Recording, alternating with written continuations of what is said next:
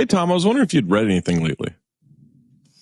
I don't know if I did any reading, but I did look at some Instagram stuff. Oh, okay. There you go. That's always better. That's reading in 2024. Mm-hmm. Yeah. There was a study done. And I've definitely vetted this and made sure that it's got proper credentials and peer reviewed this study. Mm-hmm. But they put some dogs in like a CT scan or whatever it is that does some brain imaging. And they wanted to find out the eternal question that has been at the crosshairs of this company. Mm-hmm. I count the dings. Do dogs truly love their owners? Mm. Do they survey says love their owners, or is it just, as Amin contends, purely survival of you are the vessel for my food and I will do anything just to create the scam that you'll give me food? What's the difference between that and children? Oh, you could set children free and they'll come back. I don't know if set them free is the right wording you want there. And you want them to come back. Yeah. Sure. Yeah. So is it more the psychology? Are dogs capable of feelings? Feelings. I have feelings again. Since I was 14. You have Survey says true love. That's right, Zach. There you go. I honestly don't know that I care. You don't care whether it's purely a transactional relationship. What, I mean, what does that matter? Like, it's a pet. It's a pet. Like, as long as they show gratitude, like they're like, oh, I'm happy to see you. Or, oh yeah, I'm not going to be like the worst today or whatever. Like, they're there to make you feel better about yourself or feel like, you know, your dog makes you feel better about yourself. Yes, it's like anything. I mean, think about, you know, if you actually get a DM replied to, you feel that gratification, right? The interaction. Yeah, that's really fucking good. Oh my God. Got one today. Yeah, like I'm not there to be like, oh, I hope my dog loves me. I'm like, yeah, this is like, he seems happy. Happiness can be contagious, you know, all that kind of bullshit. But I don't need him to like have like real appreciation for what I provide. Like that seems that's transactional then. Your relationship is transactional. Which is fine. Like, aren't all relationships transactional? You're a John who doesn't care that the hooker doesn't really love him, just as long as she pretends to love him. Not looking for that, yeah. Yeah, okay. I don't need you to actually enjoy it. Just pretend to enjoy it. Just pretend to enjoy it. Yeah. I mean, that's the cut of your jib. I cannot. That's how my jib is cut. There are a lot of people I don't think agree with you though. They think that their dog. It's fine, but they're not scientists, and it's fine. But what if if we found out that that's not true, Tom? Right? Like, oh no, dogs are just they like that you feed them, and that's it. So now we're gonna be done with dogs? No, it's the same shit as before. Wait, how they scientifically find this shit out? By the way, do we know that they see in black and white? I've never believed that. They strapped that motherfucker to a lie detector and just like, do you really love Zach? Maury came in. You really so Boogie responded yes, and case closed. So Maury comes in and says, "All right, enough of this. Let's get the results." And then I was curious how they were going to figure this out, but they took a Q-tip of with the smell of the owner, and then a Q-tip of a smell of just a stranger. Well, and they hold on, and then they analyze the brain activity, and the brain area that was firing is not just a food transactional firing. It is a emotional, a sense of excitement. The same sort of thing when a family member walks into the room and you can sense their presence and you get really excited because that's your people. That part of the brain was firing like crazy when the dog smelled its owner.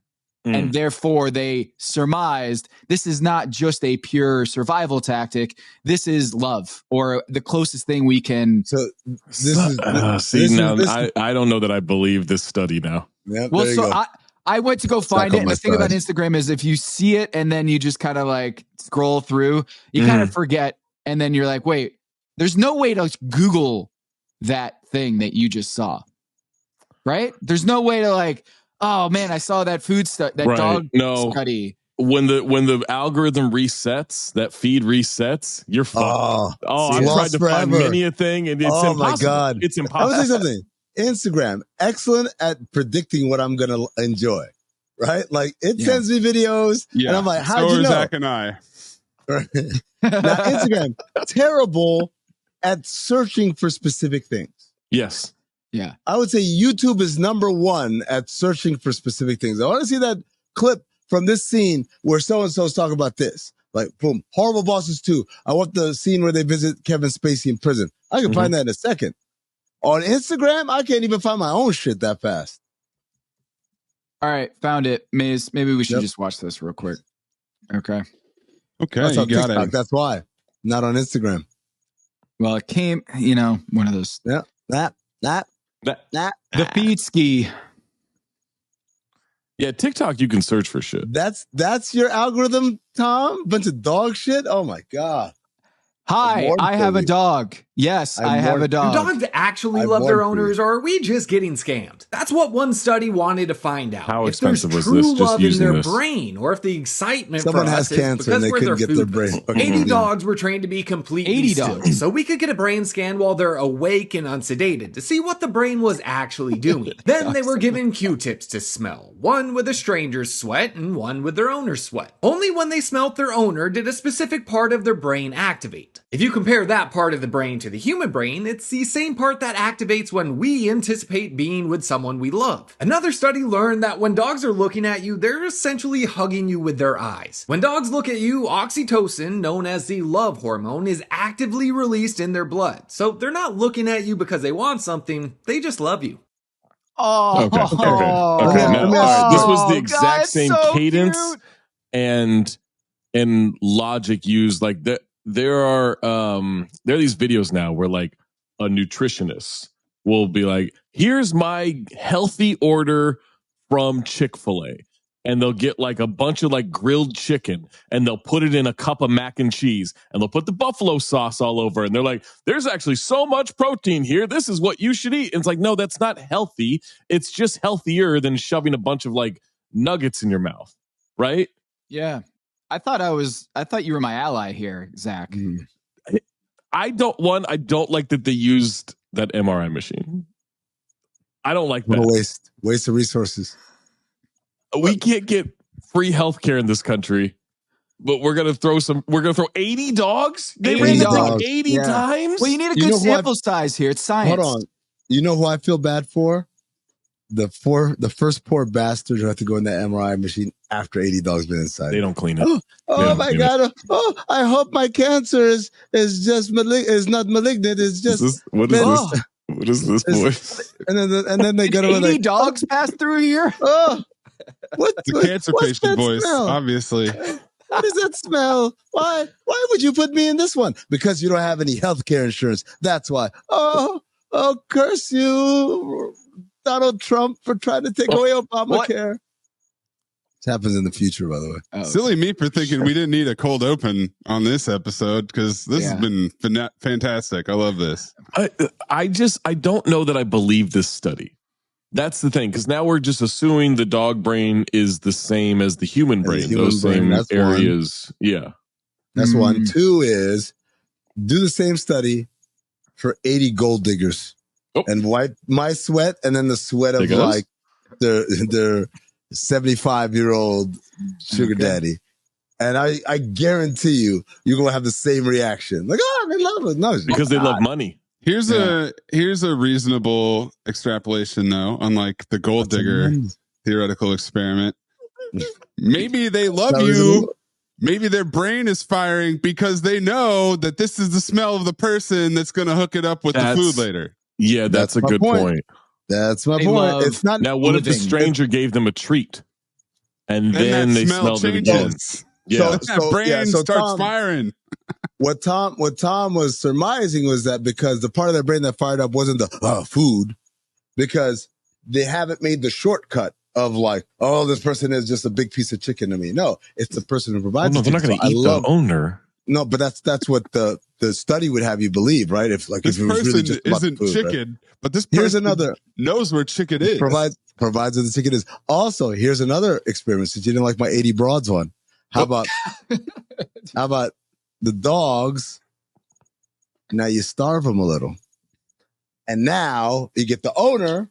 Hey, noodle. Hey, boy. And then on the other side, complete stranger, roast beef. Where do you think he's going? Oh, I mean, obviously the roast beef. Oh, well, there you go. And that's why.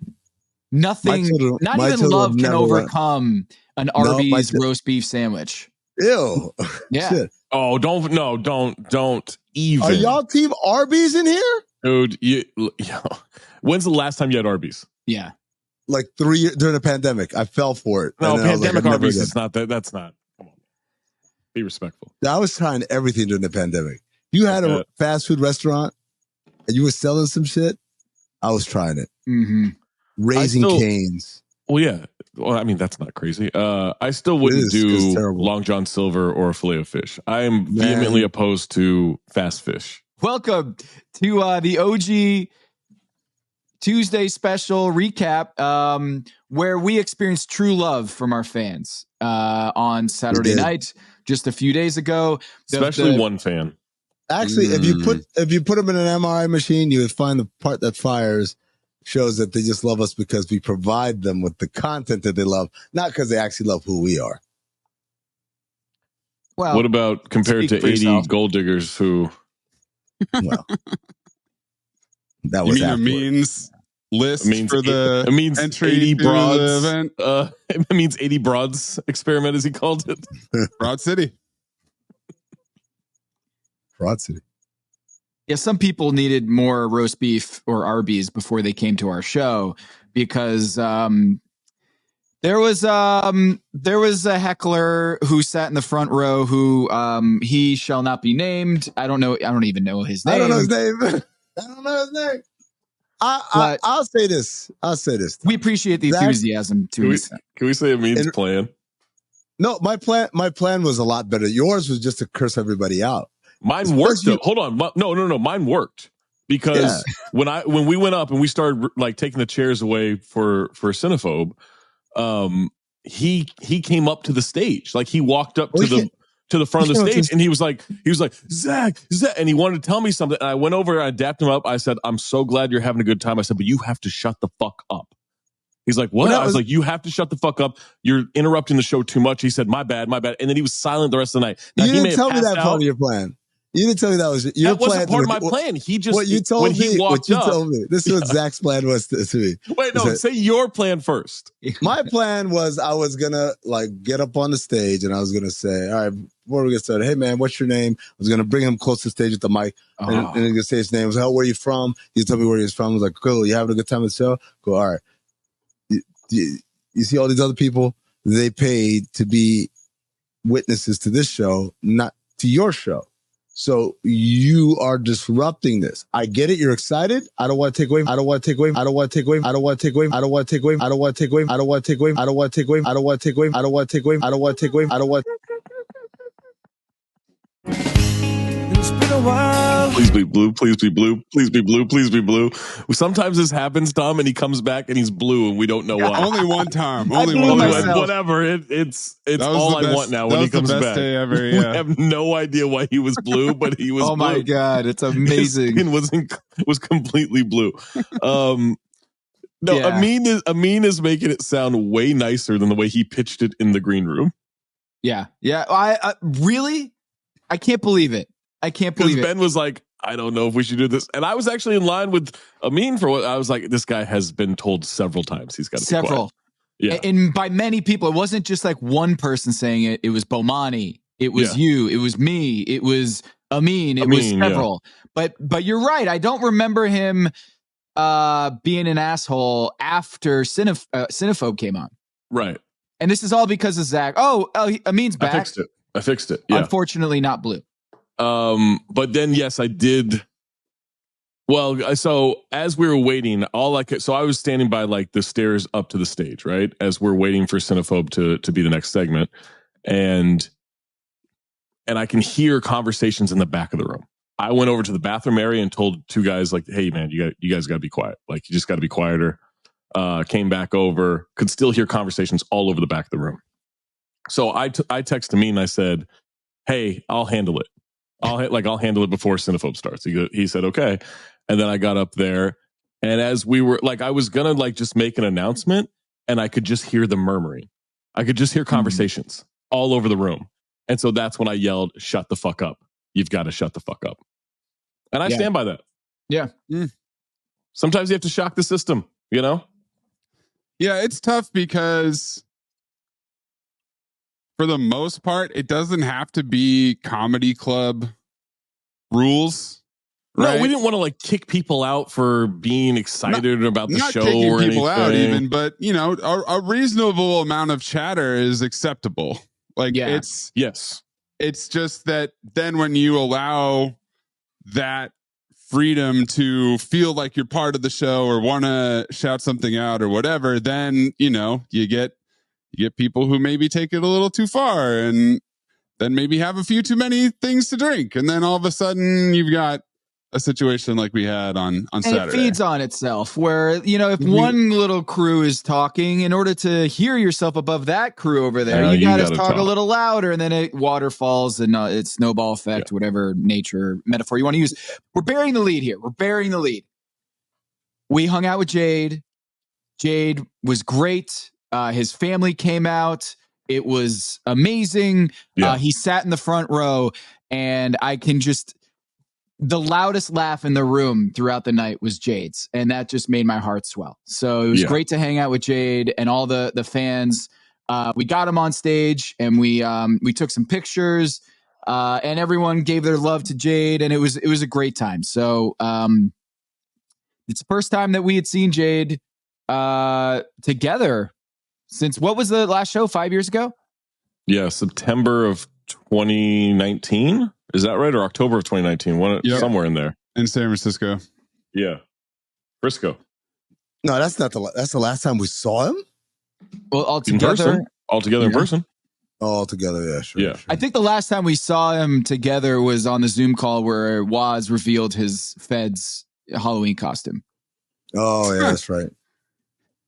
We didn't bring that picture out. We forgot. Oh, yeah, we forgot that. Yeah. That video is all time. Count the digs. Yeah. All time. It was a hell of a night. It was a great night. It was a great night. It was a great night overall. Like we had a great guest list. Shout out to Bomani Jones, Nick Wright, Pablo Torre, Prince Riverpat, Naima Cochran. Like we had a really Juju Gotti, Henry. Juju was a big surprise. He flew in from Phoenix, all the way from Phoenix for the All-Star weekend to be part of the festivities. Look at that crowd right there. Yeah, look at that laugh from Jade. And then he's loving it. Christy, and then Jake with a very similar laugh. Yeah. They have the exact same laugh. Down. Yeah. I mean, they're as close as you can get for brothers that aren't twins. Like Jake's older, but same height, same face, same voice, same laugh. Mm-hmm. The voice is crazy. I remember the first time we did the Westworld podcast, Maze. Yeah. And it was just, this is Jade. This isn't another person. It was great to see him. Absolutely. And I'm going to tell you, the other thing that was really cool was just seeing, I don't know if you guys felt this, but it was almost like you get that taste of like, oh, live shows. We haven't done it in 5 years. And before I had a little bit of jitters. I'm like, what if we suck, man? What if everyone's like, what if we don't suck, but they just have grown beyond what we are?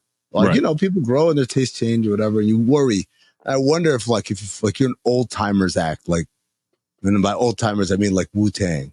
Right? Like, and before you do that first show, do you want these people going to know who we are, man? Mm-hmm. Like, and so to get back Method up Man, there, Redman just went through that. Yeah, went through that at Summer Jam. So to do it and to get like great reaction. And by the way, we also did a live show at Soho House 2 nights earlier.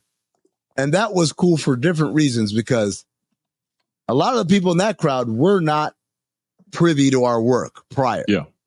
So the number of people who either came up later or afterwards sent a message saying, look, never heard of you guys, but heard about this event, showed up, and it was so dope. That really kind of also buoyed my spirits for the weekend. Yeah. Yeah, we'd done a dry run of sorts with the Toronto live show. Amin wasn't there, Tom wasn't there. But Maze wasn't there, right? Maze was not there. It was me, it was Trey, it was Waz, Jerv, Jason. Yeah, Ben was there.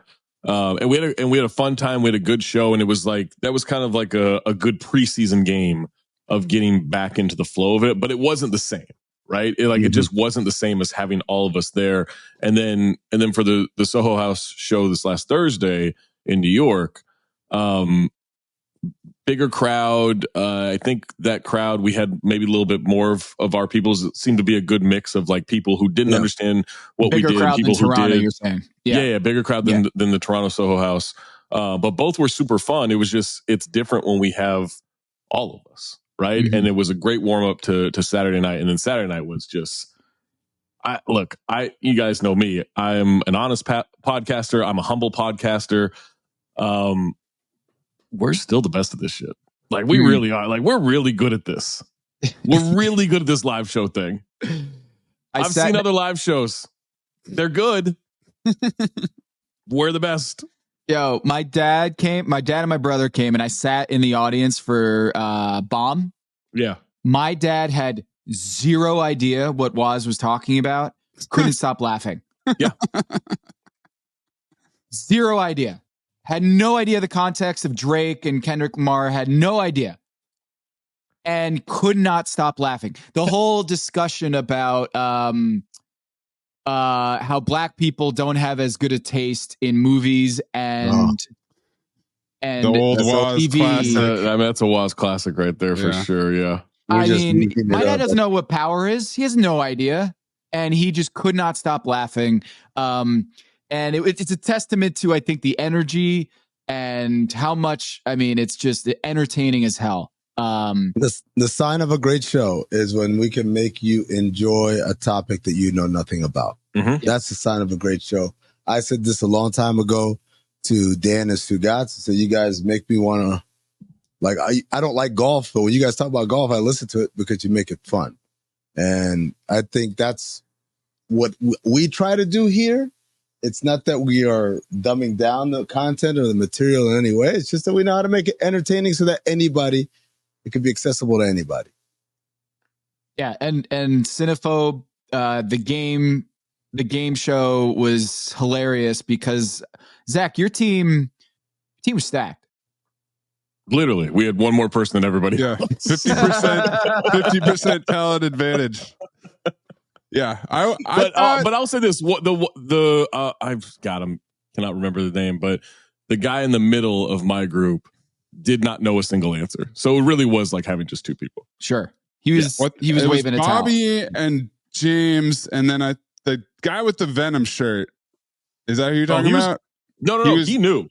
Okay. No, the other guy. No, James knew. He knew. The other guy did not know shit. Got you. Yeah. So the Venom shirt, I did not have his name written down because I had asked him before the show if he wanted to play, and I don't remember him saying anything. But then when I called people up, he's like, he just came up. I'm going up. That's a hell of a move. Power move. Found his way onto the winning team. He was at the Soho House show too, by the way. Yes, that's right. Did we get the best Jordan versus LeBron debate possible anywhere? Yes. Between Bomani and Nick Wright. That was phenomenal. Amazing. That was the best segment in my opinion. That was incredible. Yeah. It was like, you know what it was like? It was like watching like Federer versus Nadal. And like it was like 100 rallies just going back and forth, back and forth, back and forth. I was like, oh wow. If Federer was volleying to himself on one side of the court, while Bomani, so Nick Wright, he and I do this little bit to start the thing about, oh my God, you found what? And then Amin's like egging us on, and it's just like, oh, it's great. And then Nick Wright goes into this long diatribe about LeBron and Michael, and Bomani just deadpan takes his mic and puts it onto the table and sits back. You're just sitting there. Just sitting there. Like, all right, keep going, Nick. Keep going. And Nick was picking up those vibes, and then Bomani hit back, and it was another hit, and then another hit, counterpunch. And by the end of it, we were all just watching two greats go at it. Mm-hmm. Yeah. LeBron and MJ? No. I mean, kind of. Yeah. I mean, I remember from the Bomani thing, he put his head in his hands like this at one point. He was just covering his eyes. And then he said, y'all got me out of my house for this. Yep. Which we sort of sprung that on him a little bit. Yeah. Like he definitely did not know before he got there what he was walking into. And then he told Nick, you're used to debating people that aren't as smart as you. Yeah. Which was that's absolute great. bar. That's great. You sound like someone who needs to surround themselves with smarter people or something like that, where it was just like, man, wow. And Nick was just like, oh, okay. I love you, man. And it was just what was said when Nick gave you that insane look that I believe Maze cropped into? I think that was the faux, like, you won't believe what I found kind of thing. Yeah. And how many blocks and steals did he have? Oh my God. I can't believe it. I think he was ass off. Yeah, ass off. And then I remember we had this like little Kobe part at the end, which was like Bomani dropped a little Kobe like trinket on it. Yeah, there's the photo from that might just be standard Nick Wright eyes though. Yeah. He looks like a crazy lunatic, but I don't know that that's anything special. The lighting is spectacular on this picture. Yeah. The OG pod glow. I love that art in the back. It's great. Once it was blown up on the big screen, you could see that it's a kaleidoscope of all of our that's exactly that's what I found out. That's what I found out literally on Saturday. You guys have never zoomed in on it before? Nope. Never. Wow. Okay. What, you like zoom in on a little thumbnail I zoom here? in on every picture I see. Yeah. Zach had an off. What is the off he had? Oh, what off did I have? When someone yelled out fresh off the bench. Yep. Oh yeah. No, it was a podcast. No. Good save. I don't think we should be saying. Oh yeah, and then Waz, I think at one point said a hard R. Oh yeah. During he sure did. During the now when you say hard R, you mean Zach? What does he mean? Maze, you say it. I'm good. Okay. Yeah. Well, which hard R? I'll text it to you. Wait. Okay. No, you can't do that either. Have it in print. There you go. You know that South Park episode? People who annoy you. I think that was in the movie. Yeah, we're getting closer. So he said that, and it was just I tried to eject myself from the stage at that point. I don't want look Yahoo or Blazers or whoever's is that Tom's voice or is that someone else's voice? You guys sound the exact same. Yeah, it's kind of like Jake and Jade. That was a lot of fun. We could have gone for a long time, but it was a long show. We were open the doors at 6:00 and then we didn't get off stage until 11 or 10 minutes before 11. Yes. And that was a thing. That was a thing. Zach came over to me. That's how I knew. That's by the way. Waz and Trey came to me and said, yo, this is running long. Then I said, all right, shoot, I can end it. Like we can just go up there, thank everybody, thank Jade one more time and end it. I told everybody I'm going to end it. So and then Amin was shocked that I ended it. Except for me, who was like ready to go. I told him. No. Let me explain. Yes. So the show was doors open at 6 for VIPs, 7 for general admission. Show starts at 8. It ends at 11. That was what was on our rundown. Our rundown says last segment ends at 11, right? Mm-hmm. We started the show a little late because we were waiting for some of our esteemed guests to arrive. We didn't want to have it move too quickly and then have to stall. So we started like 8:10, I want to say. 8:10, 8:15, somewhere in that range. 8:15 at the latest. The show goes, it moves at a great pace. We get to the crescendo. The crescendo is this announcement that Basketball Illuminati is coming back. We own the rights to it. Yeah. It's going to be launching soon. That's if you weren't at the show, you're discovering this now. Basketball Illuminati is now a property of Count the Dings. Yeah. It's back. And it's the show the four of us have put together that we care very much about. Producer Zach Harper. Executive producer Zach Harper. Tirelessly working behind the scenes to bring it back.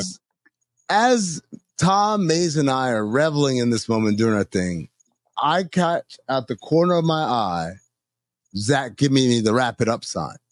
So I was like, "Oh shit!" I didn't do that. I didn't do that in the slightest. Not once did I give a wrap it up sign. Not once did I give a wrap it up sign. I also was backstage. Just to be clear, I was not on stage.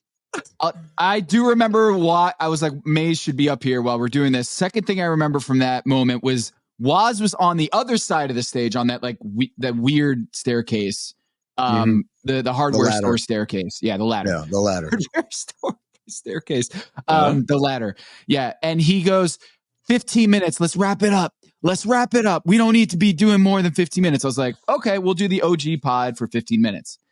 I go up there, getting everybody ready to go do the OG pod, and Zach comes up to me and he's like, "Yo, we're just gonna end it. We're gonna end it."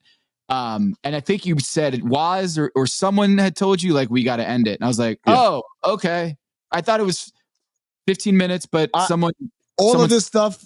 I don't remember any of that. I don't remember being involved in that. I remember being told, you got to end it now. And I looked at my watch. It's 10:50. What are you talking about? And so they run out and say, all right, guys, thanks a lot. And I'm like, it's 10:50. Then I looked at Zach. I said, it's 10:50. And you said, oh, yeah, we had to end. We were running over. I was like, the show ends at 11. And then he looked at me.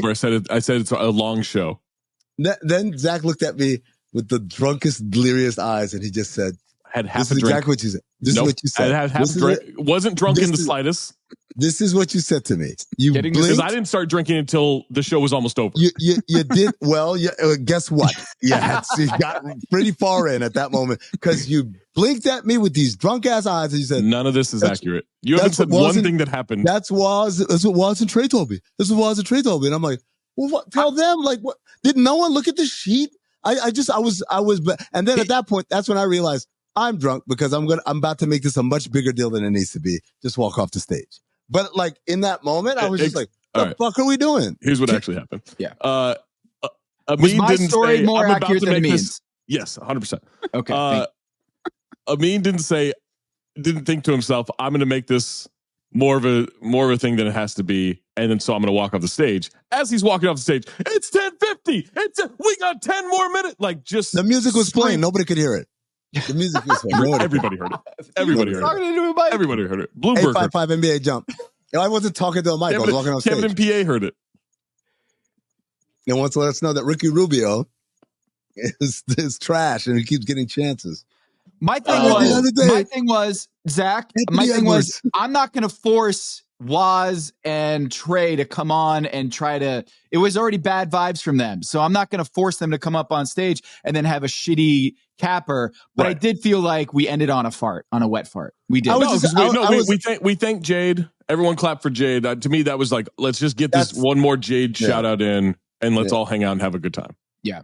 I was just annoyed because you were drunk. It's not, no. I was annoyed. I acted on my annoyance because I was drunk. I was annoyed because it's not like, hey guys, before the show, we're going to end at 11 and then people forgot what time it is. It's on the fucking paper. It's on the paper. 10:45 to 11. There it is. We had to throw out the paper almost immediately because like you said, we started at 8:15. We were supposed to start at 7:45.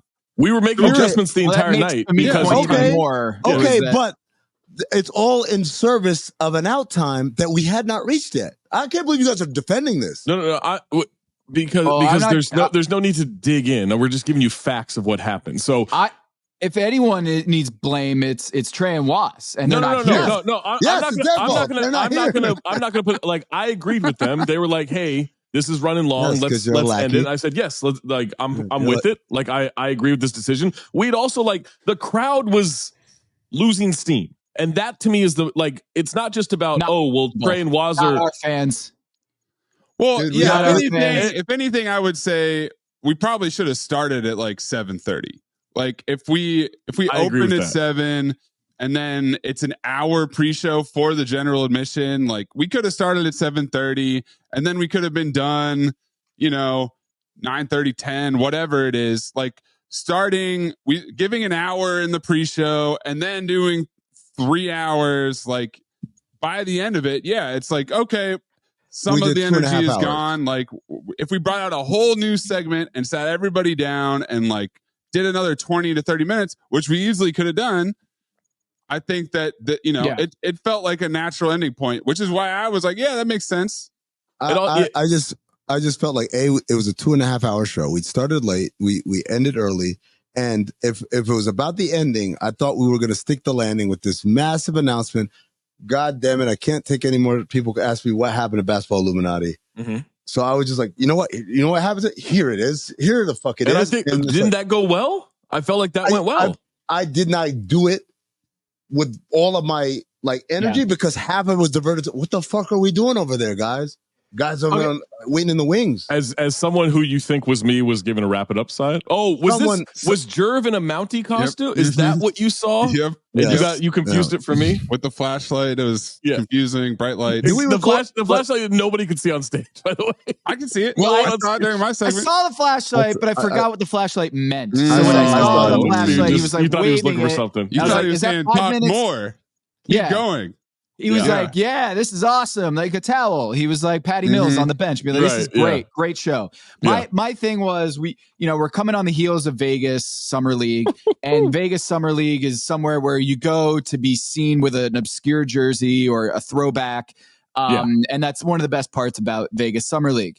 One of the best parts of doing a live show is seeing the old merch on people that they were wearing to the show. And I very much appreciate that.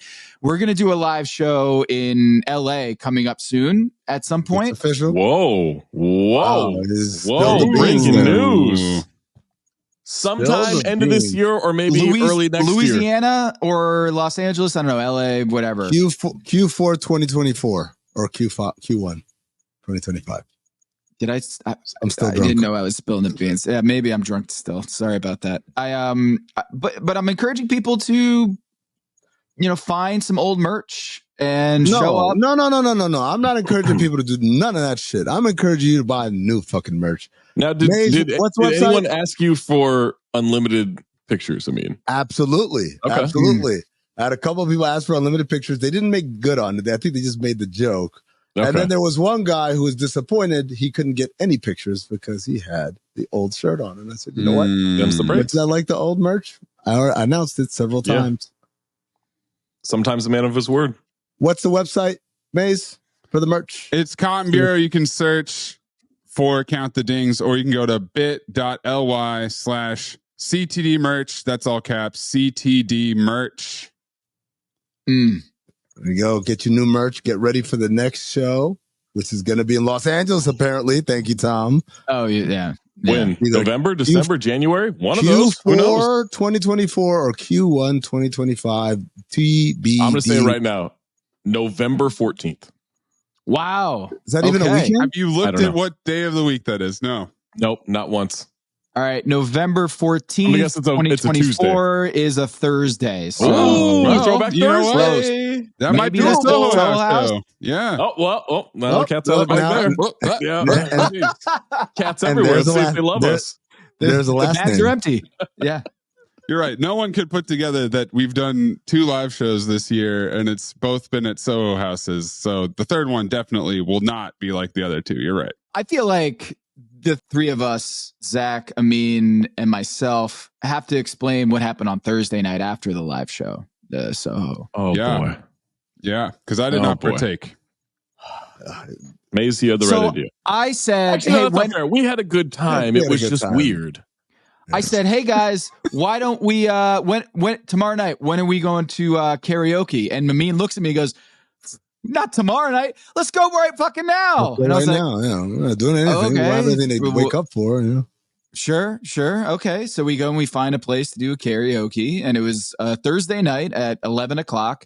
And there's this place in Koreatown that we go to, and it was empty. And we were like, oh, can we get a room? It's $120 for an hour. Go ahead. It's right over here. And it's a small room. We got Zach, his mother. We got a couple other people in the room. And we're having a good time. Friends, yeah. Amin is loving Tenacious D. He's singing every word with Zach and I. Hold on. Before we get to the room, when we're leaving Soho House, headed to this place, getting in the Uber, order Uber XL, to fit all the people. Get in. And then there's an individual that I didn't recognize, but I just figured one of y'all knew. None of us knew. I didn't know him. It turns out later on that I'm not going to describe anybody. I'm just going to say I knew Shaka. I knew you. I knew Zach. I knew Zach's mom. I knew my friends. I did not know this individual who got in the car with us, but I figured in a car full of people, he must know somebody. How else would he be sitting on someone's lap just to fit us all into a car? Why would you do that with a group full of strangers? So we get there and we're doing the thing. Shout out to Shaka, man. Shout out to Shaka, man. Shaka's great. Supercharge that. Supercharge his name. Okay. What do you mean supercharge it? No. No, man. We're not going to do that to Shaka, man. What? He wasn't having sex with him. He just like we were fitting into an Uber. All right. Anyway, so we get there. Tom continued describing this at the beginning of this as it's glorious. We get into this room. We start picking some songs. Time. There's an iPad. We're passing around the iPad. Good selection, too. Great selection. I find a lot of times these Koreatown karaoke places, sometimes little limited on the selection. Not this place. This place was awesome. Why are you? I didn't say anything. I don't know. Like that was a hard T on Koreatown. Yeah. Well, we had a great time, and then this. Speaking of randos, this guy walked in with a royal blue suit. Like I gotta explain, Tom. I gotta explain. I gotta explain because I'm the reason he walked in. I take full responsibility. Of course you are. Well, I don't take responsibility for the other guy, but like I take responsibility for this guy. Yeah, you do. All right. So explain how this person came in. Like what is the origin of this guy? I went to the bar to go get drinks for everybody. Right? I thought he was the manager when he walked in. Dude, I'm at the bar and he's at the bar too. And he says hello or whatever. And I say, what's up, man? And I'm like, yo, are you fucking Scottish? Because he had an accent.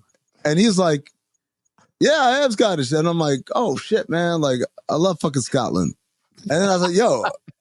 So then I said, no, I'm just making conversation. By the way. I'm making conversation. I love Scotland. So I'm like, what are you doing here? He's like, oh, got a room, do karaoke. And I was like, oh shit, okay. So in my mind, God. I'm like, 2 rooms, 2 opportunities to perform, but more importantly, also like, let's see what's going on in this other room, right? Some Scots. Let's see who's in there. Yeah, let's see what's in there, man. Maybe a wee lass or 2, right? So he's ahead of me. I'm holding my drinks. He opens the door like this, like kind of like the reveal open. And so I'm like, and I step in and like, there's no one in this room. Oh, no. And he turns out like, yeah, by myself. And I said, that's crazy. That's psychotic. Yeah. He was going to do karaoke by himself on a Thursday night. Was going to. Yeah. He was doing it. It paid. The room was paid for. Oh, he was midstream. He was getting a drink. That's my point. He was getting a drink. I thought he was saying, I'm getting a drink. I got a room. Hey, you want to come join me in my room that I just bought? No. That shit was going empty. Solo dolo. And why would you bring this person into our crew? Well, I didn't mean to, Annie. You didn't mean to? Hey, so we're over here. It seems a little lonely in there. No, I just said like, oh shit, we're next door. No. And then he took that. I did. And I don't believe any of this. So when he walked in behind me, I was like, oh shit, he's here. I did, Maze, what only a cinephobe master could do. Foisted. I foisted him on Zach. I said, Amin walks in. Amin walks in. He's like, I don't know. This is so and so. He's Scottish, and then Amin points at me and says, "Hey, he's Scottish too." So this guy beelines over to me. And then hold on, Magic Man, I'm out. Yeah, and then Amin's gone. Yeah, Amin's gone. gone. Out of the room. He was out of the room at that point. Disintegrated. This guy goes, what a dick. Where are they from? And I'm like, California. He said they're Scottish. I'm like, I have Scottish roots. He goes, and he walks away from me and then just starts being a predator on other people in the room. Okay, and not just the women. Yes. He was going for everybody. He fucked them all. Yo, my favorite part was, this is when he started getting on my nerves, because I thought I'd foisted him and I was done. No. So we all had our drinks on the table. My drink was on the table. And he comes to me and he's like, are you going to drink that? And I said, yeah, man, it's my drink. Shit. Yeah. So I started sipping it, whatever. And after a little bit, I put it back down on the table. And a little bit later, he's like, are you going to finish that? And I'm like, hey, man, it's my drink. I got it. Like, well, to be fair, he was wasting money on a room that was no longer inhabited by anybody. Maze. Well, I told Zach later who this man was like the elevated version of the unhoused gentleman. This is the unhoused gentleman come to life. Back on his feet. He's back on his feet, but he's still teetering on some of his old ways. Yeah, absolutely. Then we ditched him and the Uber guy. Oh, do you remember how? Wait. I just want to explain. This guy was so touchy-feely. It was insane. It was insane. Scott. Both touch and feel. Like rubbing my arm up and down. Like I'm singing mid-song and he's just rubbing me. And I'm like, he was. I mean, this is not an exaggeration. I don't remember that. Oh my God. Oh my God. Not like arm around singing the song, rubbing my forearm. His forearm. I'm like, what the hell? I'm like, hitting him off. You got great forearms though. I mean, to be honest. Oh, yeah. I mean, and Tom looks great. Right? Yeah. So I was like, dude, come on, man. And he's like, oh, what? And he's offering me all sorts of things. Deny, just trying to run away from this guy. Problem is, you can't run away from the guy because we're in a fucking shoebox of a room, of a karaoke 6x7 room. Yes, like that. So except Amin is out there because he's like, oh, I don't like the song you picked, Tom. And meanwhile, we're dealing with this fucking Scottish. Whoa! Let's be careful on the Scottish. But I'm gonna tell you this: we orchestrated the perfect escape plan, or so I thought. The perfect escape plan was, all right, guys, Uber's here. Everyone, get the fuck downstairs right now. Don't look back. I think if we Tom was gone. Tom was like in the Uber already, like just transported. Boom. We got in the Uber. We escaped. I thought it was because of my cunning, shrewd plan. Turns out, no. It turns out that Uber guy and Scotsman have shared interests. Hold on. We did not get in an Uber. We ran down the street. We ran down the street? You, your friend, my mom, and I went like Tom got an Uber and I tried to Irish goodbye that whole situation. And maybe Shaka got an Uber too. Yeah, Shaka got in my Uber. In your Uber. Okay. Yes. You, your friend, my mom, and I basically ran down the street away. And you stopped in front of another establishment. We called a night. You and your friend went in the establishment, and that was it. But no, we walked like a block and a half away from there.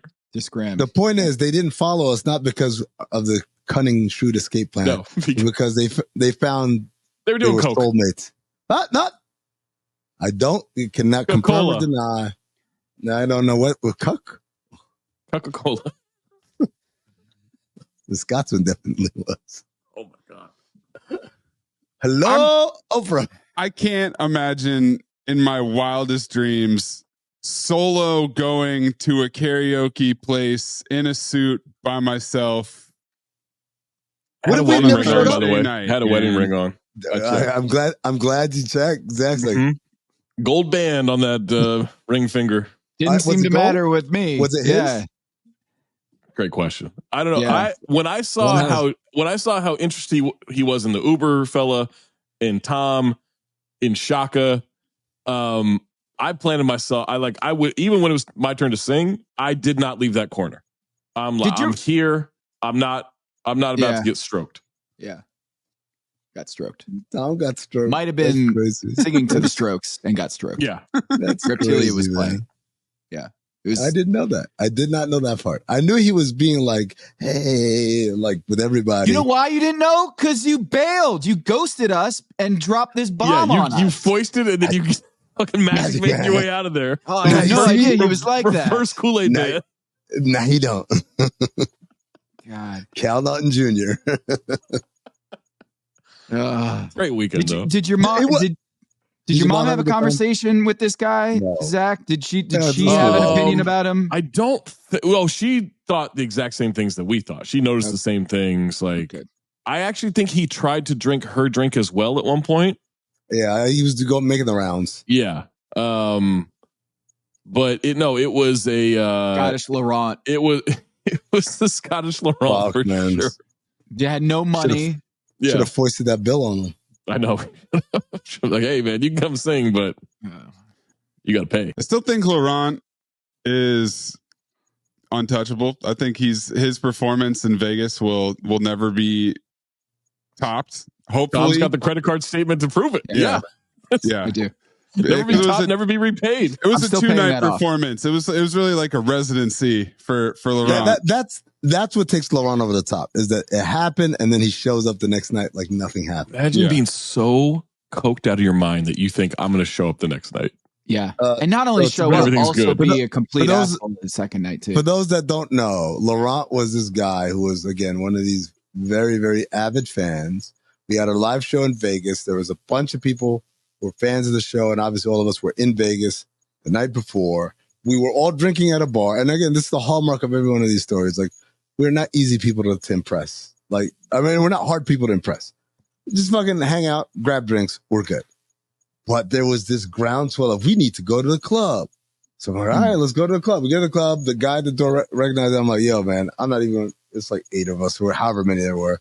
He's like, yeah, it's going to take a table. I'm like, I get it. It's all good. I turn around to the group. I'm like, all right, guys, they want a table. Like, it's all good. We just go back to the little bar that we're at. No, man, I got it. This is Laurent. And his logic was, when am I ever going to get a chance to do this again? Yeah. Right? Like, which at the time was like, you know what, man, props. At this point, he's hung out, had drinks. He was relatively cool at that point. Relatively cool at that point. So I'm like, how much for the table? And it's like a $5,000 minimum spend. Is that what it was? No, it was 2 bottles. You had to get 2 bottles, which equated to like, it was probably like $1,700 or something like that. Yeah, it's $2 grand to $2 grand. Yeah. I blocked it out in my memory. Right. So I'm like, that's a lot of money, guys. Never mind. This dude swears he's got it. He swears he's got it. So we're like, cool. A card. So they take us to the section, give us the little menu that lights up, tell us pick the thing. We pick 2 bottles. We need a credit card to hold.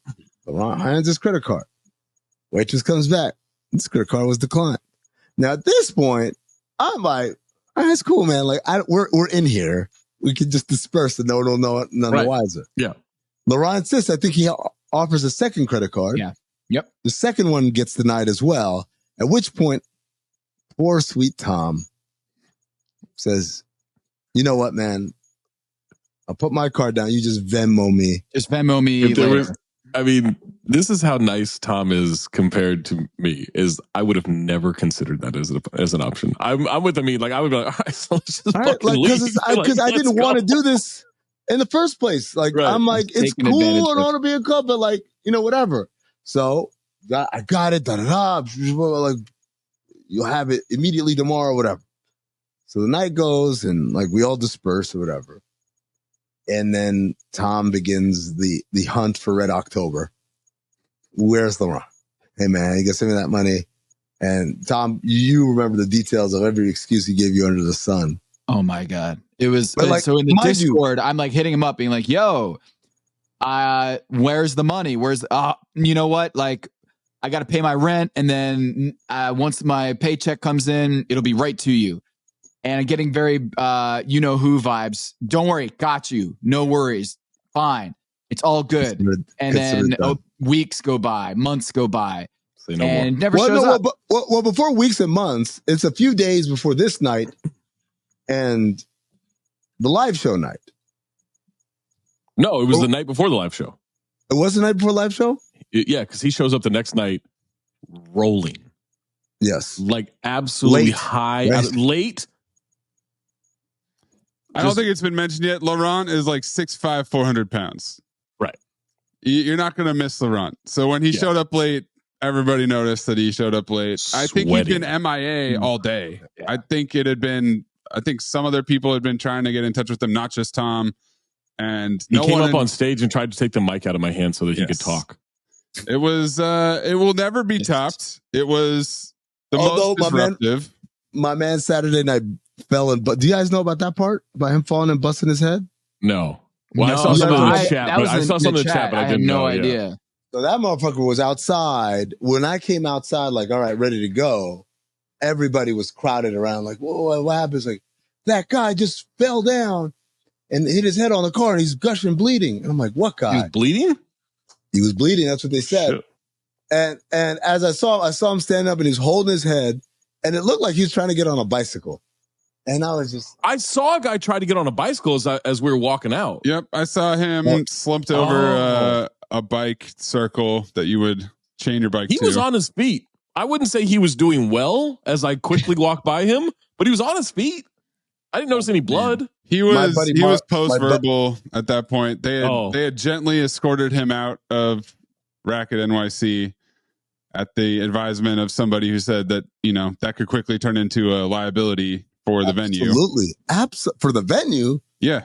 But for us, motherfuckers. Like, anyways, he my buddy Mark was like, we have to help him. And I said verbatim, the fuck we do. Oh boy. Get in the car.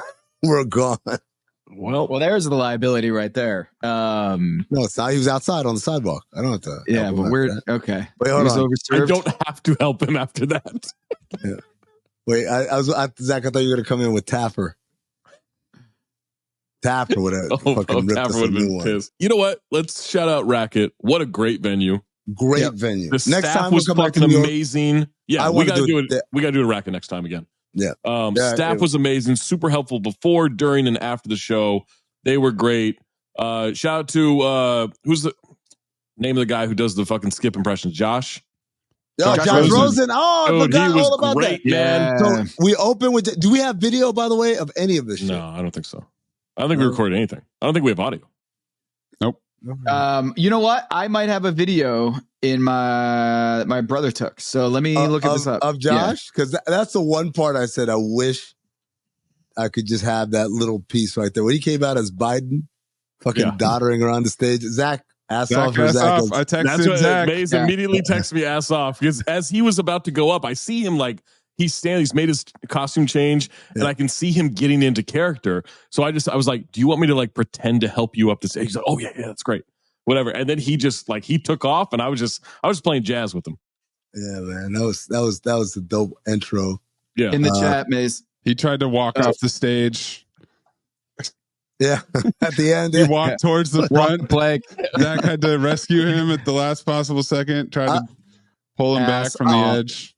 The one thing about that, and I don't know if this video will surface or not, the one thing about that whole bit, as I wrote it out with Josh beforehand, I knew the first one. He's going to come up. I was going to say, hey, we got a lot of guests in the building. I name check Bomani and Nick and Pablo and all these other people. So, but there's been a lot going on in the news. I don't know if you heard Skip Bayless left FS1.